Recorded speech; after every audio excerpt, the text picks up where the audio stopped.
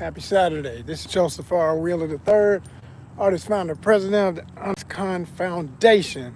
You're a 501c3 arts and creative lifestyle organization across multiple social media platforms, including, but not limited to, YouTube, Instagram, Facebook, Twitch. What else? Let me not forget one. Oh, fan base. Gotta say fan base.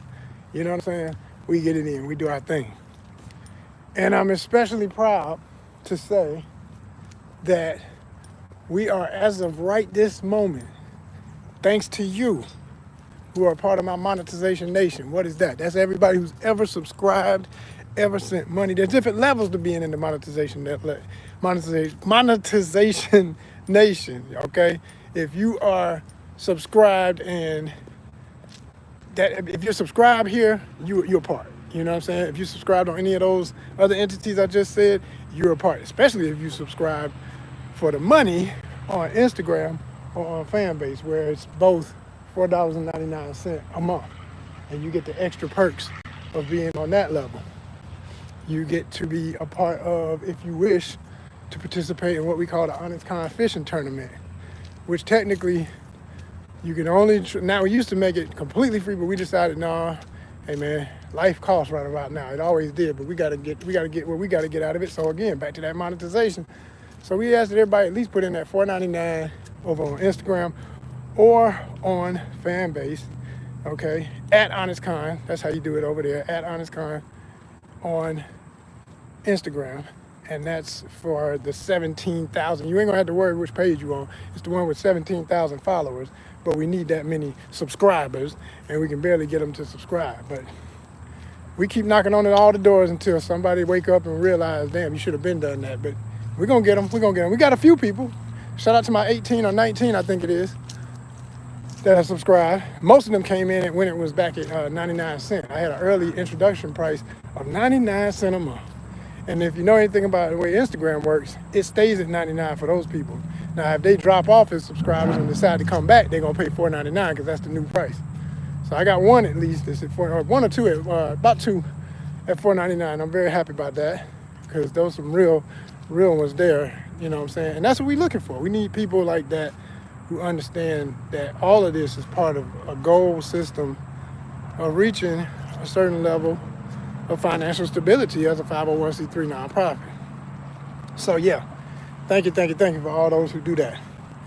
But I also want to shout out the fact that I look at my numbers all the time, and I'm happy to say we are so close to 1,600. Did you hear what I said? I said 1,600 of y'all as actual subscribers here. Now, of course, subscribing here is free, and I appreciate what y'all stay down and keep watching. The main thing here is because it's free right now. You know, we're gonna have memberships when we get monetization, but then you'll still be able to be on here for free and be a subscriber. You don't have to pay to be a member, but if you decide to want to do that, there's gonna be perks for that. We're gonna always give you something for your time, for your energy, for your love. You know what I'm saying? I got all kind of contests and things I've been developing over the years.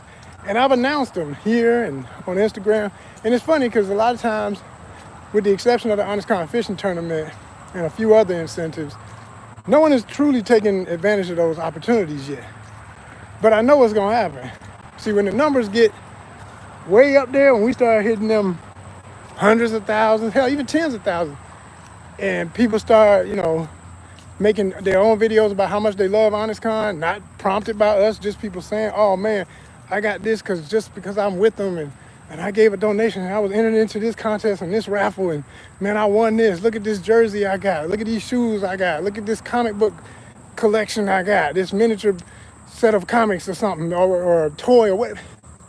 Everything we post about, And then we had the ONYXCON Travel Club, which I keep saying is a major, huge part, especially here on Instagram. I'm about to say Instagram. Here on YouTube, for what we do, because if you don't know, you need to know of all the different varieties of content, the various niches, and we are a multi-niche channel on purpose We're going against the grain. We trying to prove that it can break. We can break the algorithm.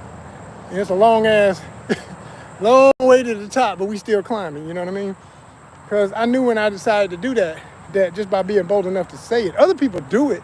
They just don't. They ain't bold enough to say it. They like, here at this channel, we deal with this, and this, and they try to say it real quick. They always have like 3 things, but they really, if you listen to them, they got about 5 or 6 things that they really do.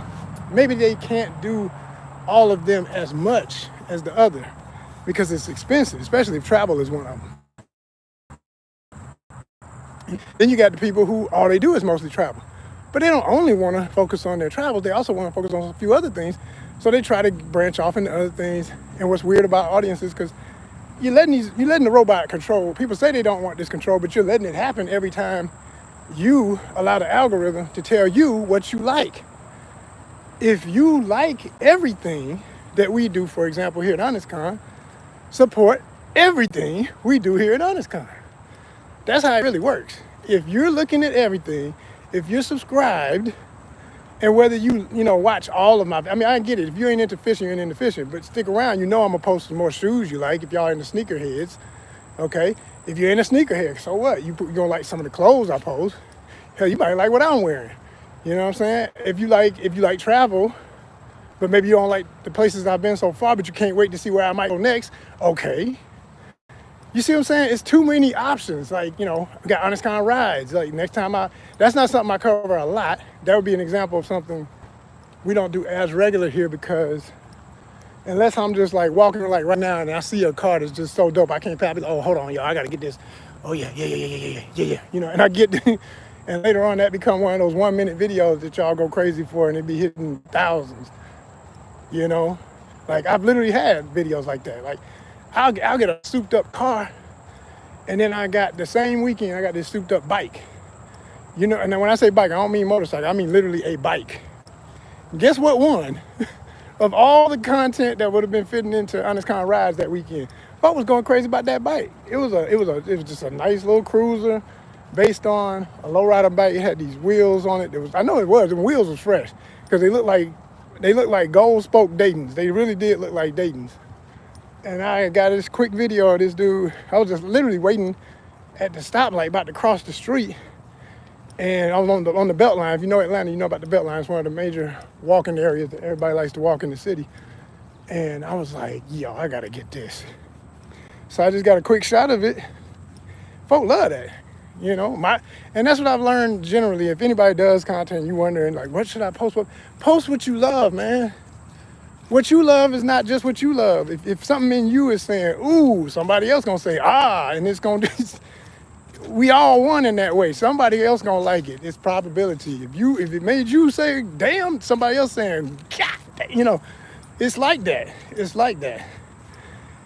It's like that. So let it all be one, And that's the philosophy with the multi-niche. It's like, you ain't gotta dig all, I'm going back to a format by looking at YouTube as a true television network, but a ginormous, whatever word you want to make up, version of one, with so many different, it's like a cable provider with multiple channels, and each of us, there's zillions of us who have channels that are active, making actual content, true YouTubers, not just folk on here to be audience, which is all gravy, because you can't do it without them. But I'm saying, for all of us who are making the content, we're each like a network. We're like NBC, CBS, the Disney, and hell, then you got channels like mine where it's like, I look at ONYXCON like it's like Disney Plus. You go on there and you say, okay, I got categories. This is why I always tell y'all, look under our playlists, because our playlists are literally the categories you see at the top of the screen, like when you go into Disney Plus and you see National Geographic, Marvel, Disney classics, shows, etc. It's like 10 different categories. Same thing. That's multi-niche. They're doing it. They've been doing it. They've been doing it since I was a kid. That was the way TV was. No one channel had one thing. There was no such thing when I say when I was a kid, I'm talking about when I was a little kid, not teenager and all that, because by the time I was a teenager, I think that's about the time they did bring out ESPN.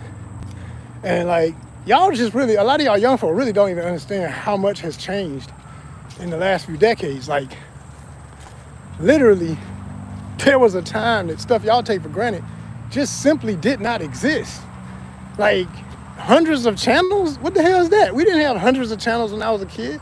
Thousands of channels? No. You had literally, and before I say this, depending on what region of the state of Georgia you was in, if you was in Atlanta, you may have had 2 more channels than somebody outside of Atlanta in Georgia. If you were in rural Georgia, hell, you may have had 2 channels, 3 channels, no more than 4. Okay? Like, when I think back about it, we had Channel 11, Channel 2, Channel 5, all of which had news. Each one of them had their own news shows and stuff. 5 o'clock news, 11 o'clock news, 6 a.m. news or whatever, early morning thing like that, all that stuff. Then you had those news shows that came afterwards where they were like exposés and really technically the first podcast formatted shows is what those were. Like Sunday Morning News, I think was the name of one my dad used to love. He always had that on. I knew him because of the music. I would hear the music and be like, he watching that, you know. And then you had PBS, Public Broadcast Station, which is where you had, of course, Sesame Street and stuff like that. But on the same channel, you also had like these BBC shows. Like, I think if I remember right, that's where you would get some of the British shows. Like the first time I ever saw Doctor Who, because they had a connection with that to bring those shows in America, and no one else had it. And no one else had that contract at the time. You feel me? So, and then so on your main networks, your 5, 11, and 2, you also had sports on the weekends or whatever day it would be, Monday Night Football. I don't even think they had, if I remember right, when I was really young, I don't think they had Thursday Night Football yet. That started later. But they would have Monday night, Sunday night, or Sunday games, of course, and then Saturday college stuff, you know what I'm saying? And then basketball, baseball, all that according to the seasons, and the seasons have changed. All that's been modified, and like how baseball and all this stuff goes so long, and basketball lasts forever. And it ain't like that, y'all. It wasn't like that. And then between that, you had your network shows. So you had the shows that were more so